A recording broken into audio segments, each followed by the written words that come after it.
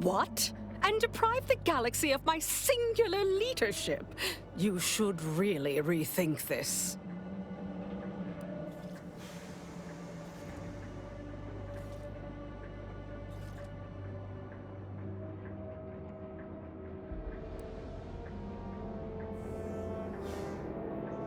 You are far more addled than I ever accounted for.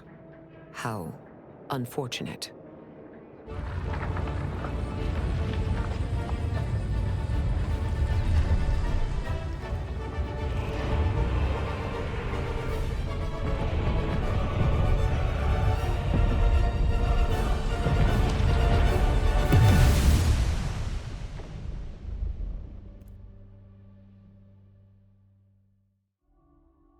And so, in the end, the commander chose not to choose. Thus, the rift destroyed the colony, killing everyone in Arcadia. Followed shortly by everyone everywhere, as rift destabilizations rippled across the galaxy. In conclusion, the end.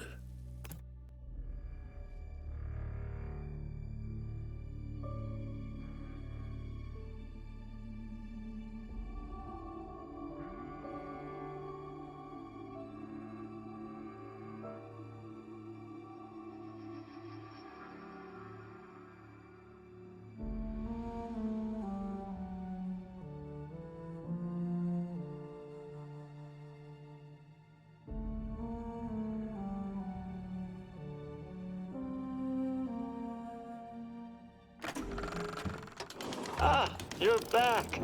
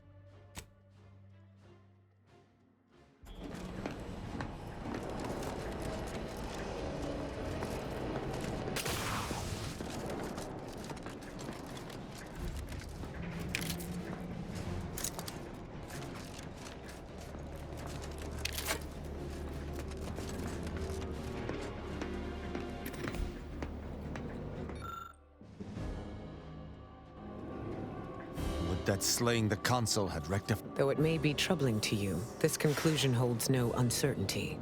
Someone present must do this.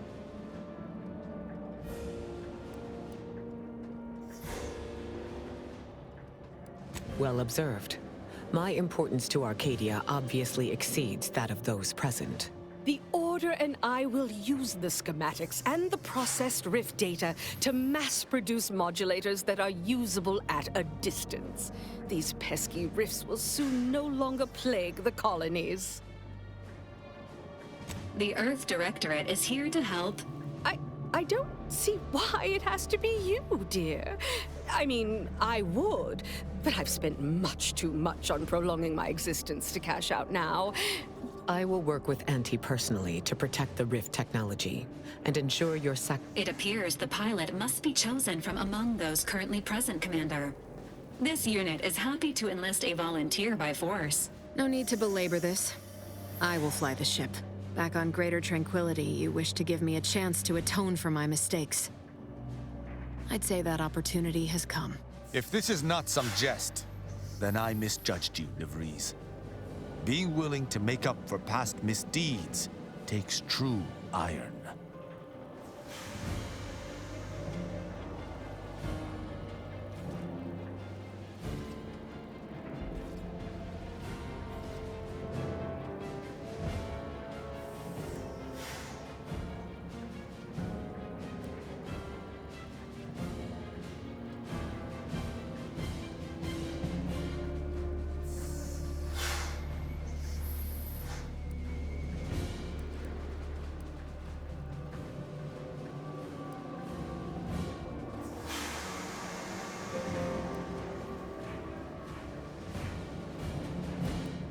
Magnanimous.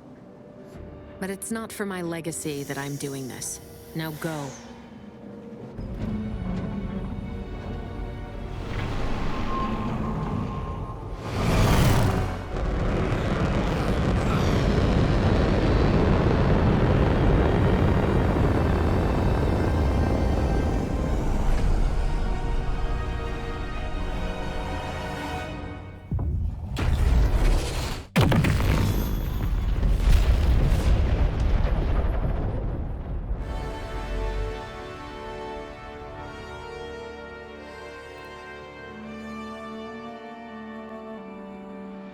So, in the end, Augustine de Vries chose to die to atone for her actions.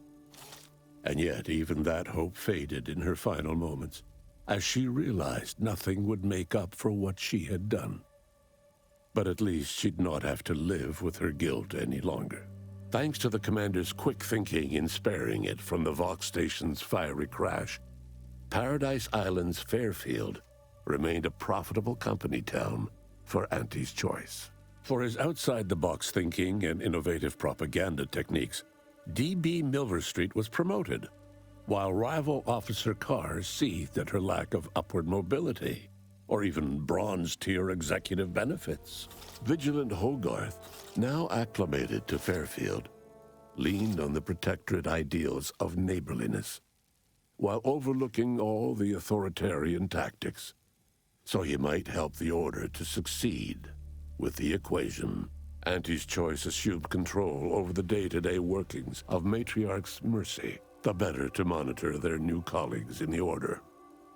The monastery, however, returned to normal operation, tracking the clockwork of the grand plan.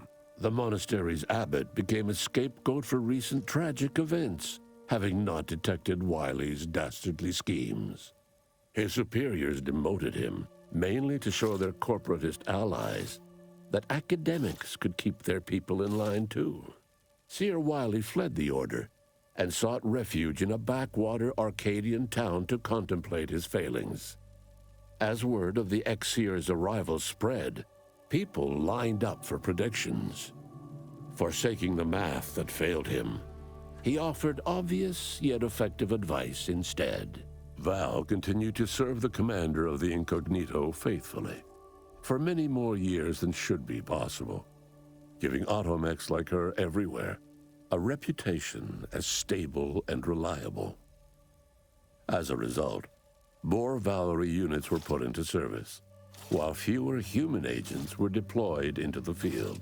As he rose through the Earth Directorate ranks, Niles pressed for a field directive to deploy the new Val units only when the situation posed significant risk. The policy reduced agent casualties by a significant margin. Oddly enough, in-office deaths increased by a not insignificant margin.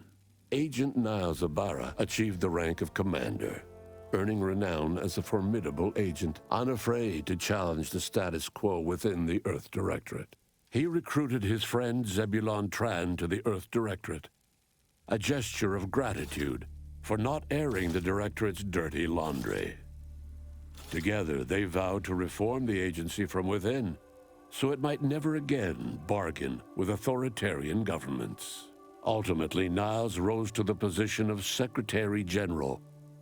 His term saw the Earth Directorate at its most popular, or, in the eyes of corporations and tyrannical governments, most feared. Thanks to her effective performance at the Praetor blockade, Inez eventually became a VP of Auntie's Choice and head of the revamped grafting program.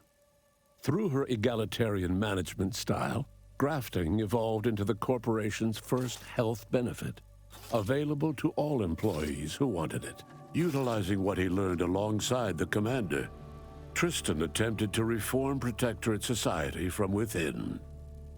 But with no authority figure to lead its subjects, the Protectorate was a shell of its former self. After Azza disbanded the Glorious Dawn, its members quietly tried to resume lives forever disrupted by the Arcadian conflict. As the cult's murderous legacy faded, average colonist life expectancy increased by 0.23%. With the modulator schematics shared as joint intellectual property, Auntie's choice and the Order's partnership remained steady, despite the need for constant compromise. For a time, the Arcadia colony thrived. Auntie Cleo went through the motions of accommodating the Order, yet privately aspired to keep free trade, anything but free. She began a new initiative.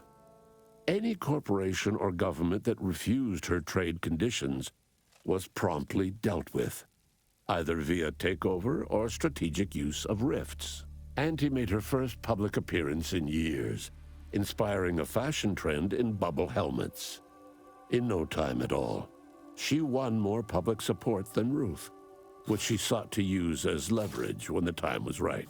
Ruth Bassar proceeded to interface with the archive, an agonizing process that clawed away her lifespan. The archive computed that she was mistaken to compromise with the corporatists. To advance the plan, she needed to destroy them from within. So she proceeded to do just that. She had only been using the corporation for its logistical infrastructure.